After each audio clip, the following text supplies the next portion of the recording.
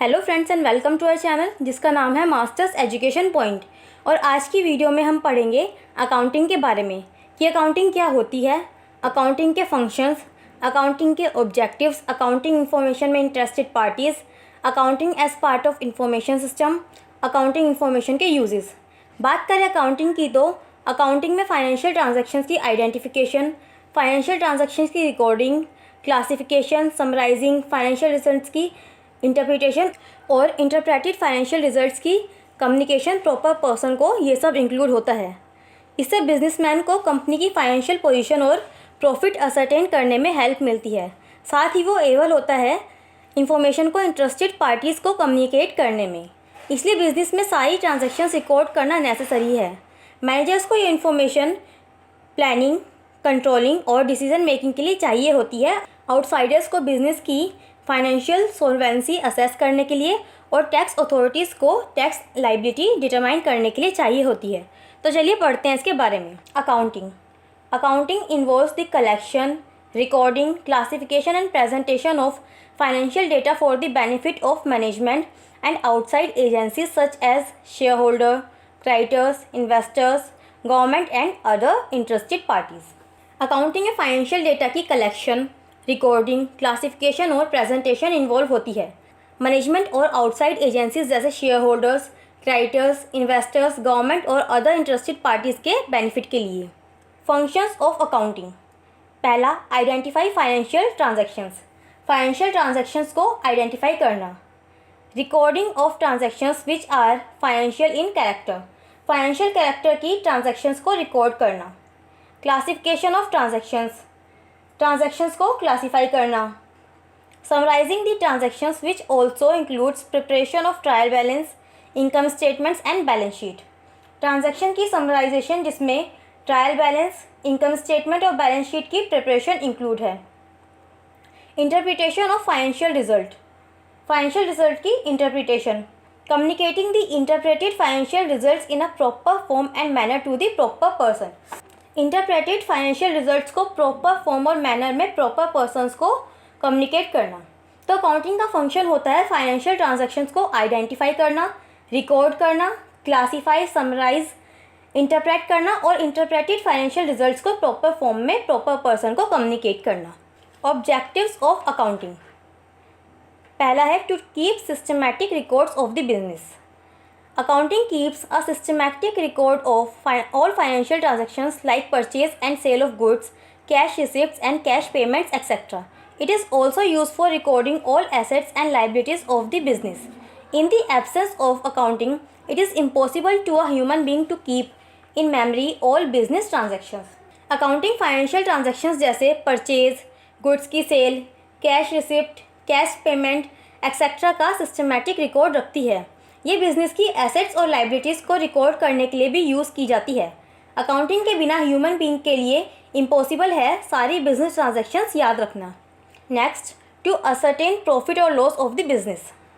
Bye keeping a proper record of revenue and expenses of a business for a particular period, accounting helps in ascertaining the profit और loss of the business through the preparation of profit and loss account. Profit and loss account helps the interested parties in assessing the profit or loss made by the business during a particular period. A proper record of all incomes and expenses helps in preparing a profit and loss account and in ascertaining net operating results of a business during a particular period. एक particular period में business के revenue और expenses का proper record रखकर accounting profit and loss account preparation के through profit और loss ascertain करने में हेल्प करती है। Profit and loss account help करता है इंटरेस्टेड पार्टीज़ को एक पर्टिकुलर पीरियड में बिजनेस का प्रॉफिट या लॉस असेस करने में। इनकम और एक्सपेंसेस का प्रॉपर रिकॉर्ड हेल्प करता है profit and loss account preparation में और नेट ऑपरेशन रिजल्ट्स असरटेन करने में बिजनेस की एक पर्टिकुलर पीरियड में। Next, to ascertain the financial position of business. The businessman is also interested to know the financial position of his business apart from operating results of the business during a particular period. A systematic record of assets and liabilities facilitates the preparation of a position statement called balance sheet, which provides necessary information. Balance sheet serves as barometer for ascertaining the financial solvency of the business. Businessman भी interested होता है अपने business की financial position में वह जानना चाहता है कि कितना उसने किसी से उधार लिया है और कितना दिया है। वो यह भी जानना चाहता है कि उसकी कैपिटल इंक्रीज़ हुई, डिक्रीज़ हुई या वैसी की वैसी ही है। एसेट्स और लाइबिलिटीज़ का सिस्टमैटिक रिकॉर्ड कंपनी की पोजीशन स्टेटमेंट, जिसे बैलेंस शीट कहा जाता है, जो नेसेसरी इन्फॉर्मेशन प्रोवाइड करती है कि प्रिपरेशन में हेल्प करती है। बिजनेस की फाइनेंशियल सॉल्वेंसी असरटेन करने में बैलेंस शीट बैरोमीटर का काम करती है। Next, to provide accounting information to interested parties. Apart from owners, there are various parties who are interested in the accounting information. They need such information to assess the profitability and the financial soundness of the business. The accounting information is communicated to them in the form of an annual report. Owners के अलावा और भी लोग होते हैं जो accounting information में interested होते हैं, जैसे shareholders, creditors, managers, investors, bankers, tax authorities etcetera. इनको ये इन्फॉर्मेशन बिजनेस की प्रॉफिटेबिलिटी और फाइनेंशियल साउंडनेस एसेस करने के लिए चाहिए होती है. इन लोगों को अकाउंटिंग इन्फॉर्मेशन एनुअल रिपोर्ट के फॉर्म में प्रोवाइड की जाती है. Parties interested in accounting information. पहली, ओनर्स या shareholders. Shareholders are the real owner of the company because they contribute the required capital and take the risk of business. Obviously they are interested to know the result of operations and financial position of the company.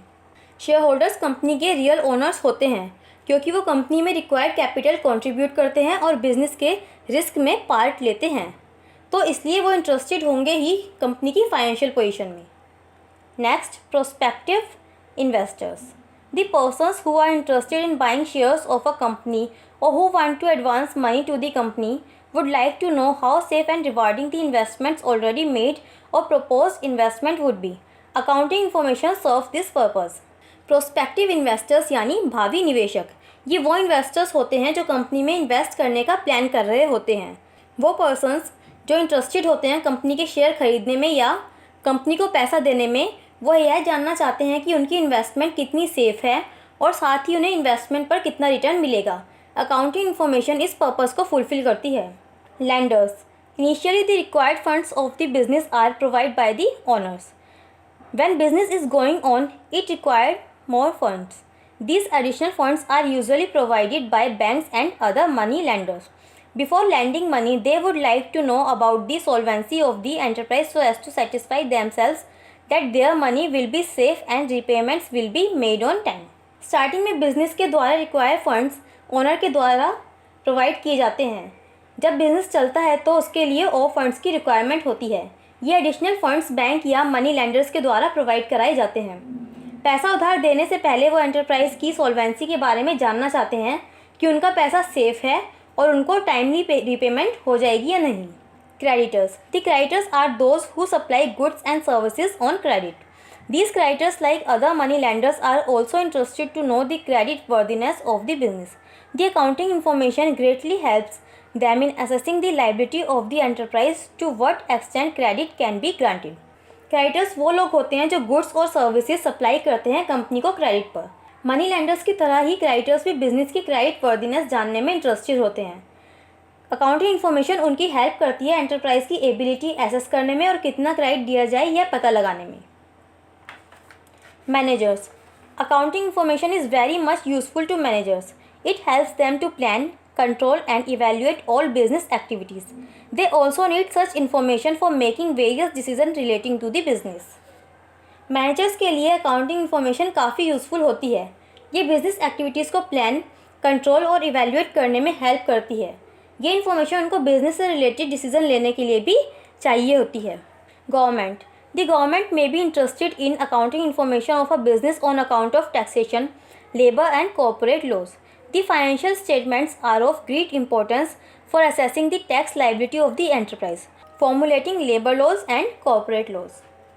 Government एक business की accounting information में interested हो सकती है कि वो taxation, labour law और corporate law को ध्यान में रखते हुए काम कर रही है या नहीं. फाइनेंशियल स्टेटमेंट बहुत इंपॉर्टेंट होती है एंटरप्राइज की टैक्स लाइबिलिटी एसेस करने में और लेबर लॉ और कॉर्पोरेट लॉ फॉर्मुलेट करने में. Employees. The employees of the enterprise are also interested in knowing the state of affairs of the organization in which they are working, so as to know how safe their interests are in the organization. The knowledge of accounting information helps them in conducting negotiations with the management. Enterprise के employees भी organisation के affairs जानने में interested होते हैं, जिससे उनको पता चल सके कि कंपनी में उनका इंटरेस्ट कितना सेफ है। अकाउंटिंग इन्फॉर्मेशन उनको इसमें हेल्प करती है। Accounting as part of the information system. Accounting is part of an organization's information system, which includes both financial and non-financial data. Accounting is the process of identifying, measuring, and communicating economic information to permit judgment and decisions by users of the information. The main objective of accounting is to provide information to the users. Accounting is commonly divided into financial accounting and managerial accounting. Accounting एक part है organisation की information के systems का, जिसमें financial और non financial दोनों information include होती है। अकाउंटिंग एक प्रोसेस है इकोनॉमिक इन्फॉर्मेशन आइडेंटिफाई, मीज़र और कम्युनिकेट करने की, जिससे वो डिसीजंस ले सके और अपना जजमेंट ले सके। अकाउंटिंग का मेन ऑब्जेक्टिव यूज़र्स को इन्फॉर्मेशन प्रोवाइड करना होता है। अकाउंटिंग को फाइनेंशियल अकाउंटिंग और मैनेजरियल अकाउंटिंग में डिवाइड किया गया है। Financial accounting refers to the preparation of general purpose reports for use by persons outside an organization. Such users include shareholders, creditors, financial analysts, labor unions, government regulations, etc. Financial accounting refer करता है general purpose report की preparation, जो कि organisation के बाहर के लोगों के यूज़ के लिए प्रिपेयर की जाती है। इन यूज़र्स में share holders, creditors, financial analyst, government regulations etcetera include होते हैं। Managerial accounting, on the other hand, refers to providing of information to the managers inside the organization. For example, a production manager may want a report on the number of units of product manufactured by various workers in order to evaluate their performance. The financial reports are available from the libraries or companies themselves, whereas managerial accounting reports are not widely distributed outside because they often contain confidential information. दूसरी तरफ managerial accounting refer करती है managers को information provide करने को, जो कि organisation के अंदर होते हैं। एग्जाम्पल के लिए, प्रोडक्शन मैनेजर को मैन्युफैक्चर प्रोडक्ट्स की नंबर ऑफ़ यूनिट्स की रिपोर्ट चाहिए वेरियस वर्कर्स के थ्रू उनकी परफॉर्मेंस इवैल्यूएट करने के लिए। फाइनेंशियल रिपोर्ट्स कंपनीज और लाइब्रेरी में अवेलेबल होती है, जबकि मैनेजरियल रिपोर्ट्स बाहर डिस्ट्रीब्यूट नहीं की जाती, क्योंकि उसमें कॉन्फिडेंशियल इन्फॉर्मेशन होती है कंपनी की। Uses of accounting information: managerial planning, control and internal performance evaluation. Managerial accounting plays an important role in the planning and control. Accounting also provides actual results to compare with projections. For example, where a marketing manager is given a target of sales revenue of rupees 10 lakh, the amount of rupees 10 lakh will serve as a standard for evaluating the performance of the marketing manager. If annual sales revenue vary significantly from rupees 10 lakh, step will be taken to ascertain the causes for the difference. When the factors leading to the variance are not under the control of the marketing manager, then the marketing manager would not be held responsible for it. On the other hand, the cause for variance is under the control of marketing manager, then he will be held responsible in evaluating the performance of marketing manager. Managerial accounting planning और controlling में एक important role play करती है। Accounting actual result provide कराती है projection से compare करने के लिए। एग्जाम्पल के लिए, एक मार्केटिंग मैनेजर को 10 लाख की सेल्स रिवेन्यू का टारगेट दिया गया। ये 10 लाख का amount as a standard set किया गया मार्केटिंग मैनेजर की परफॉर्मेंस इवैल्यूएट करने के लिए। अगर ये 10 लाख का सेल्स रिवेन्यू वेरी करता है तो नेसेसरी स्टेप्स लिए जाएंगे डिफरेंस पता लगाने के लिए। अगर फैक्टर्स जिनकी वजह से वेरिएंस हुई है वो मार्केटिंग मैनेजर के कंट्रोल में नहीं होंगे तो मार्केटिंग मैनेजर को इसके लिए जिम्मेदार नहीं ठहराया जाएगा। दूसरी तरफ अगर वो उसके कंट्रोल में होंगे तो उसको जिम्मेदार ठहराया जाएगा। External financial reporting: accounting has always been used to supply information to those who are interested in the affairs of the company. Various laws have been passed under which financial statements should be prepared in such a way that required information is supplied to shareholders, creditors, government, etc. For example, the investors may be interested in the financial strength of the business. Creditors may require information about the liquidity position. Accounting को हमेशा information की supply के लिए use किया जाता है उन लोगों को जो कि कंपनी के अफेयर्स में इंटरेस्टेड होते हैं। बहुत लॉज पास किए गए हैं जिससे फाइनेंशियल स्टेटमेंट्स ऐसे प्रिपेयर की जाए कि रिक्वायर्ड इन्फॉर्मेशन सप्लायर्स, क्रेडिटर्स और गवर्नमेंट को सप्लाई की जा सके। फॉर एग्जांपल, इन्वेस्टर्स बिजनेस की फाइनेंशियल स्ट्रेंथ में इंटरेस्टेड होते हैं। क्रेडिटर्स को कंपनी की लिक्विडिटी पोजीशन की इन्फॉर्मेशन चाहिए होती है, etcetera. Managerial decision making. Management is continuously confronted with the need to make decisions. Some of these decision में have immediate effect while the others have in the long run.